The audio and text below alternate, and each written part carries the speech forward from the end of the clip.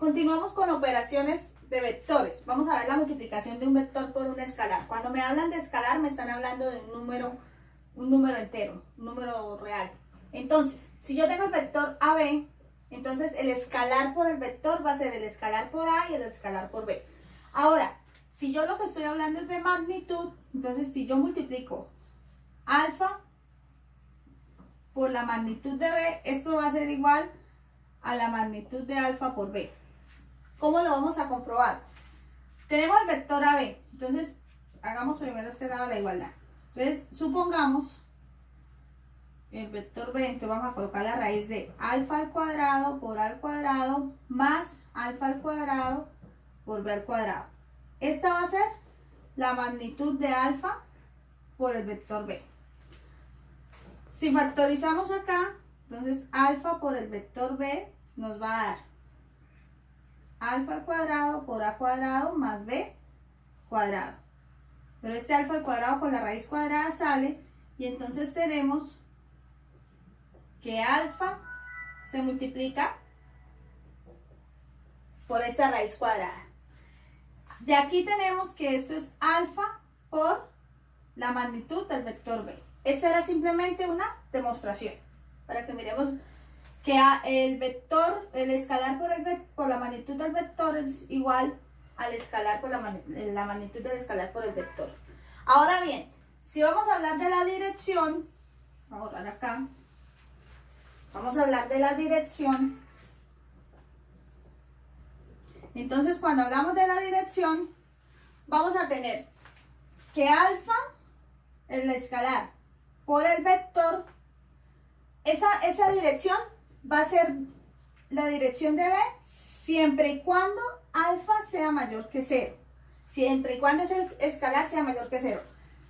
¿Cuál será la magnitud de un vector si ese escalar es menor que 0? Entonces va a ser el vector y le sumo pi o le sumo 180 grados. Porque va a ser el opuesto a él. Entonces siempre le vamos a sumar 180 grados. Por ejemplo, si yo tengo el vector 1, 1 y vamos a hallar dos veces ese vector, este va a ser el alfa, el escalar por el vector. Entonces, ¿qué vamos a hacer? Vamos a mirar la magnitud. Yo puedo hallar 2, haciéndolo por acá, por la magnitud del vector que sería 1 al cuadrado más 1 al cuadrado.